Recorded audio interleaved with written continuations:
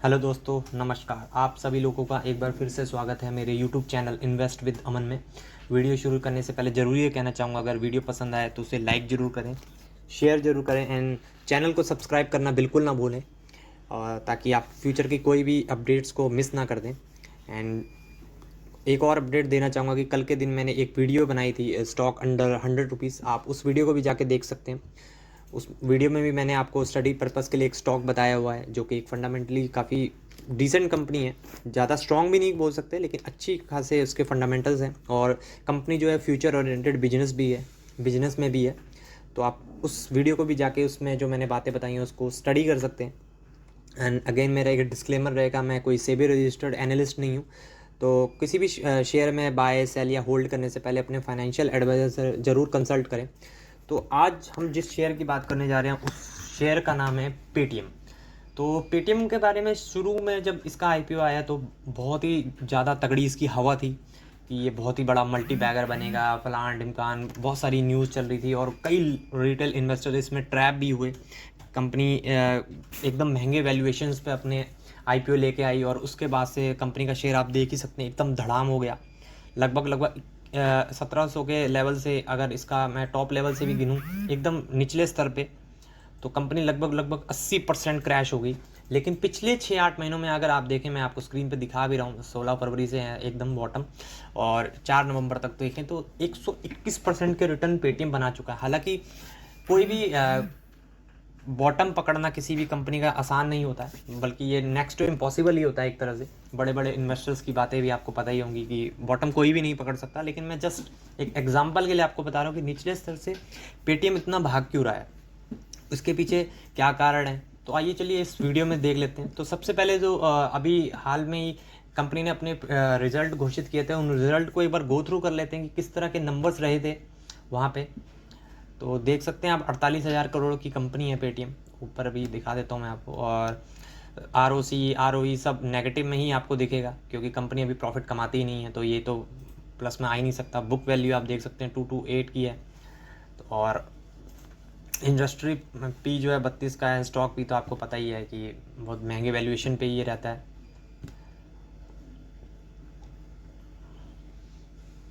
उसके बाद हम नीचे इसके नंबर्स को एक बार गो थ्रू कर लेते हैं। तो ये रहे हमारे पास नंबर। तो हम ईयर ऑन ईयर इस भी नंबर्स को देखेंगे एंड क्वार्टरली नंबर भी देखेंगे। तो ईयर ऑन ईयर आप देख सकते हैं ये सारे फिगर जो हैं करोड़ में हैं। तो सितंबर 2023 के आप देख सकते हैं 2519 था रेवेन्यू, जो कि सितंबर 2024 में घट गया है 1660, एंड जून में ये 1502 था। तो यहाँ पे जो रेवेन्यू इनका कम हुआ है, इसका सबसे बड़ा कारण ये है कि पिछले साल आरबीआई ने इनके ऊपर रिस्ट्रिक्शंस डाली थी। यूपीआई अकाउंट्स भी ये नए यूजर्स को उनका अकाउंट ओपन नहीं कर सकते थे अपने प्लेटफॉर्म पे, एंड आरबीआई ने इनके लोन्स सेक्शन पे भी काफ़ी रिस्ट्रिक्शंस लगा दी थी, बल्कि लोन दे ही नहीं पा रहे थे एक तरह से, समझ लिया जाए तो ये लोन्स देने में इनको बहुत दिक्कत आ रही थी। तो उसके बाद से कंपनी देख सकते हैं कि ऑलरेडी लॉस में थी, तो और तगड़ा झटका लग गया, रेवेन्यू ही सीधा ड्रॉप हो गया इनका, बहुत ज़बरदस्त तरीके से नीचे फिसल गया। आप देख ही सकते हैं 34% की नेगेटिव ग्रोथ हुई। लेकिन मैं ये चीज़ कहना चाहूँगा कि पेटीएम में आपको जो अब नंबर्स पढ़ने हैं वो क्वार्टरली बेसिस पे ही पढ़ने हैं, क्योंकि सितंबर 2023 में तो इनके ऊपर रिस्ट्रिक्शंस डल चुकी थी। तो ऑब्वियस सी बात है, जब रिस्ट्रिक्शन डल जाएगी तो रेवेन्यू तो बढ़ेगा ही नहीं। तो हमें क्वार्टरली ही इसके रेवेन्यूज़ को और प्रॉफिट को ज़्यादा तवज्जो देनी है, उस पर ज़्यादा फोकस देखना है। तो जून 2024 का देख लेते हैं। अब रेवेन्यू 1502 था, जो अब बढ़ के 1660 हुआ है। एक्सपेंसेस थे वो 2295 से घटकर 2063 हैं। तो इस कंपनी के लिए एक्सपेंसेस को कम करना बहुत ज़रूरी है, जो कि इन्होंने अच्छे तरीके से यहाँ पे किया भी है, मुझे दिख भी रहा है। और एक्सपेंसेस को अगर थोड़ा सा यहाँ पे एक्सपेंड करेंगे तो आप देख सकते हैं यहाँ पे एम्प्लॉय कॉस्ट का जो परसेंटेज है वो काफ़ी कम हुआ है, सिग्निफिकेंट 13% से नीचे आया है, जिसकी वजह से इनका ओपीएम जो है -53% से घटकर -24% हुआ है, जो कि अच्छी चीज़ नहीं है। अदर इनकम में आप देख सकते हैं यहाँ पे बड़ा चंक है 1524 करोड़ का। आपको शायद आपने ये न्यूज़ सुनी भी होगी कि इन्होंने अपनी जो टिकटिंग मूवी टिकट का जो बिजनेस है वो जोमेटो को सेल कर दिया है। ये उसी का 1500 करोड़ का एडजस्टमेंट है यहाँ पे, अदर इनकम का कॉम्पोनेंट है यहाँ पे, जिसकी वजह से आपको इसका नेट प्रॉफिट तो आपको यहाँ पे प्रॉफिट में दिखेगा, लेकिन इसका एक्चुअल प्रॉफिट हमें देखना है यहाँ पे, जो कि जून 2024 में था -794 और जो अब घटकर हो गया 403। तो कंपनी ने थोड़ा ठीक ठाक परफॉर्मेंस जो है इस बार किया है, लेकिन हाँ ये नहीं कह सकते कि बहुत ही ताबड़तोड़ परफॉर्मेंस है, कंपनी अभी भी घाटे में ही है। तो इसके कुछ और चीज़ों को नीचे स्क्रॉल डाउन करके देख सकते हैं। ईयरली तो आप देख ही सकते हैं, सिर्फ तबाही है यहाँ पे। 372, 1500, 4000, 2900, 1700, 2300, 1700, लेकिन पिछले 2023 से आप देख रहे हैं 1776, फिर 1400। और यहाँ पे भी हम क्वार्टरली बेसिस पे भी थोड़ा देख लेते हैं। यहाँ पे तो रिस्ट्रिक्शंस आ गए थे, उसके बाद से बड़ा फिर थोड़ा सा बड़ा, फिर बहुत एक्सट्रीम लेवल पे बढ़ गया, फिर और बढ़ गया। सॉरी, ये मैं गलत देख रहा हूँ। नेट प्रॉफिट हमें operating profit, pure operating profit पे ज़्यादा नज़र रखनी है, क्योंकि यहाँ पे एडजस्टमेंट वगैरह भी है अदर इनकम के, हमें उसको कंसिडर नहीं करना है इस कंपनी के लिए, क्योंकि ये एक लॉस मेकिंग कंपनी है ऑलरेडी। तो आप देख सकते हैं यहाँ पे 311 करोड़ से 231, फिर 163, फिर 467, फिर 794, अब 403। तो यहाँ पे थोड़ा सा इम्प्रूवमेंट यहाँ पे हुआ है, पर मैं ये नहीं कहूँगा कि बहुत तगड़ा इम्प्रूवमेंट है। उसके बाद रिजर्व्स भी आप देख सकते हैं, 14,000 करोड़ के रिजर्व हैं। सितंबर 2024 के बाउरिंग देख सकते हैं, डेट जो 166 करोड़ का है। फिक्स्ड एसेट्स भी इसके कम हुए हैं, हालांकि इन्होंने अपना टिकटिंग बिजनेस भेजा है, तो वही एसेट्स यहाँ पे माइनस में दिखा रहे हैं आपको। उसके बाद जो है cash flow from the operating है, ये प्लस में आया है थोड़ा सा। तो देख लेते हैं कि रिसीवेबल्स ठीक है 506।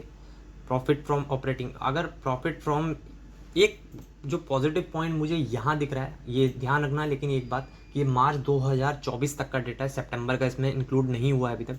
तो profit from the operating, profit from operations जो है वो 774। ये चीज़ पॉजिटिव में आना बहुत ज़रूरी होता है कंपनी के लिए, क्योंकि आप अपने कोर बिजनेस से ही अगर पैसा नहीं कमा पा रहे तो फिर कोई फ़ायदा ही नहीं है वहाँ पे बात करने का। तो कोर बिजनेस से ही अच्छा खासा पैसा कमा रहे हैं, पॉजिटिव में थोड़ा अबिटा आया है इनका।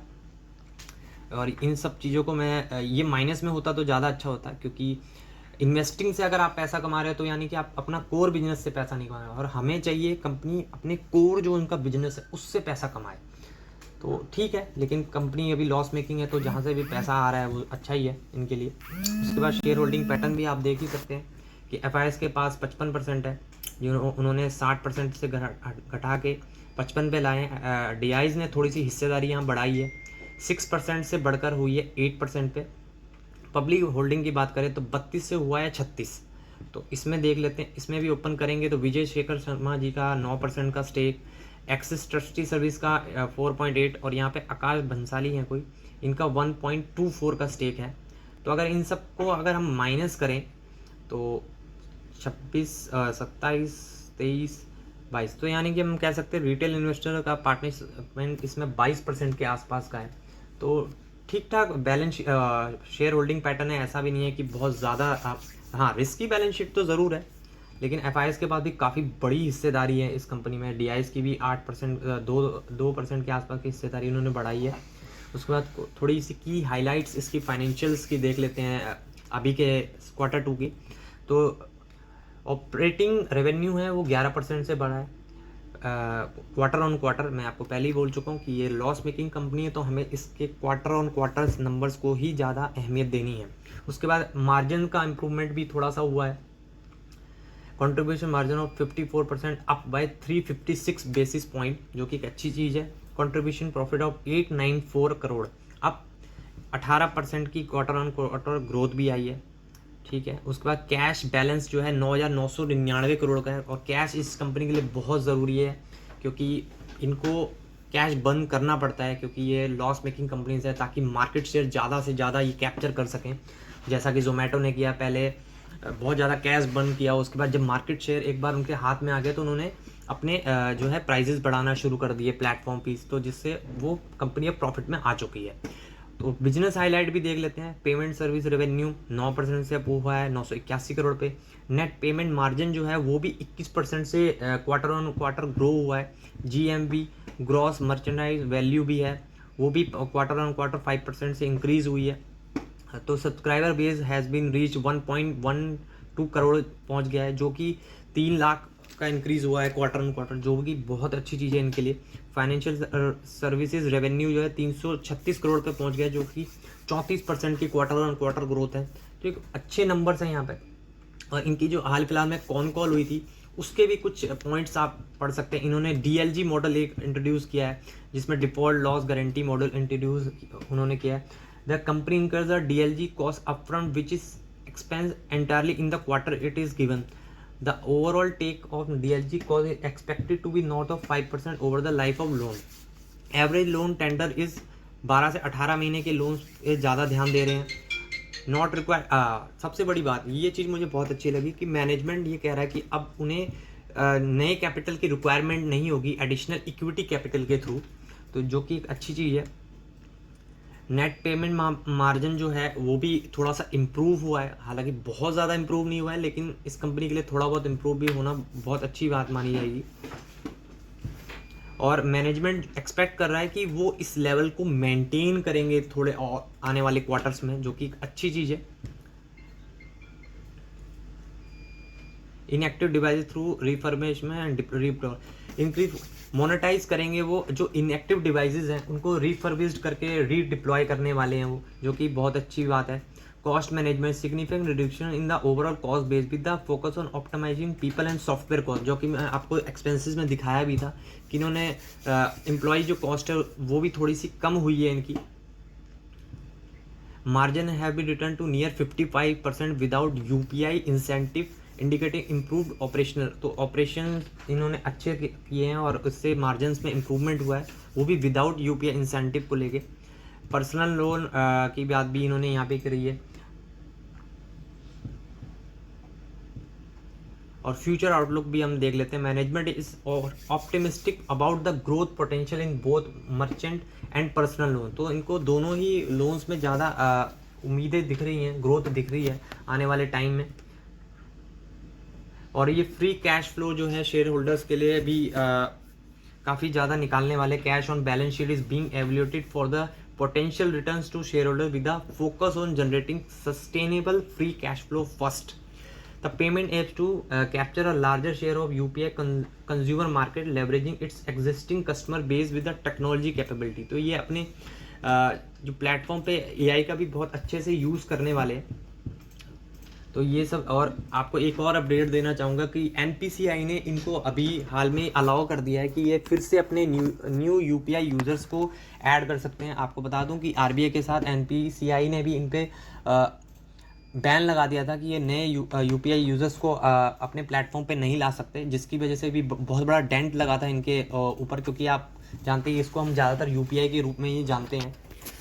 और इसको भी इन्होंने अब अप्रूवल दे दिया है। और इस अप्रूवल के पीछे भी एक बहुत बड़ा कारण है जो मैं आपको आगे बताने वाला हूँ। उससे पहले इसका मार्केट शेयर देख लेते हैं। बाकी नंबर्स को आप इग्नोर करिएगा क्योंकि ये 2021 के आंकड़े, ये 2025 के आंकड़े हैं, सितंबर 2024 का और ये है 25 का। ठीक है, तो number of account broking market share 1.51 का है, जो उनका पेटीएम मनी का जो ऐप है जिससे ये ब्रोकिंग वगैरह की सर्विस देते हैं। UPI ट्रांजैक्शन का जो मार्केट शेयर है वो 11% का, जो कि बहुत ही अच्छा मार्केट शेयर है और ये इसको भविष्य में बढ़ा भी सकते हैं। और सबसे बड़ा जो कंसर्निंग पॉइंट था RBI के पास, क्योंकि RBI के पेटीएम पे बैन लगाने के बाद प्रॉब्लम ये हो गई थी कि RBI को डर था कि ड्यूपॉली हो जाएगी गूगल पे और फ़ोन पे की, जैसे कि अभी हम हाल में फेस कर रहे हैं कि जैसे रिलायंस जियो और एयरटेल की ड्यूपॉली हो चुके हैं, और जिसकी वजह से सरकार BSNL को फिर से जिंदा कर रही है। तो ऐसी ही सिचुएशन इस मार्केट में भी ना आ जाए, इसीलिए RBI को ये डर सता रहा था कि गूगल पे एंड फ़ोन पे के पास सारा का सारा मार्केट शेयर है। तो इसीलिए वो भी काफ़ी अच्छे कदम उठा रहे हैं ताकि जो छोटे छोटे प्लेयर्स हैं वो भी इस मार्केट में आएँ और थोड़ा सा अपना मार्केट शेयर बढ़ाने की कोशिश वो भी कर सकें।